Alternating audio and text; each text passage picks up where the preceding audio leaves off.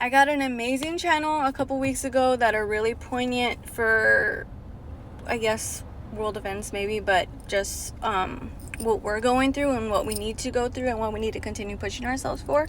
But anyways, I'm going to be sharing that later because I have to do it on paper. I have to figure out the words that I was trying to get correctly.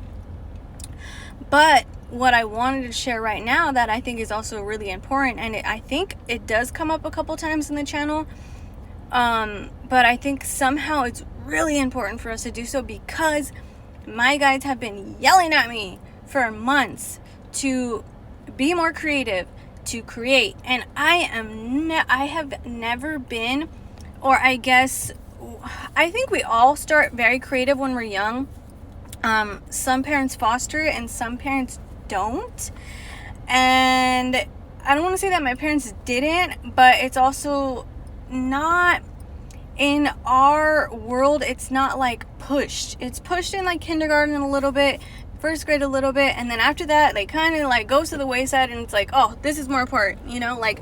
So anyways, it's kind of pushed out of our culture, and you have to really push yourself to really want to be more creative and to like really try, so I have never really been that type of creative person. But again, my guys have been literally yelling at me to find something, figure out something, do something creative.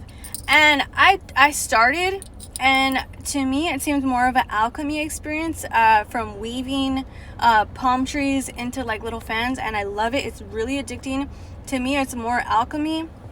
It does turn creative a little bit when it tries to turn itself into something else. I learn not to fight it. I learn to just go along with what it wants to be. But that's still good. That's dipping my foot in. That's getting me in there. And I know that they're super happy that like I'm dipping my foot in and getting my in there. So even just trying to, when at first I was like, what am I gonna do? I can't draw. I can't paint. I can't ceramics. I can't do that. Like, what can I even do?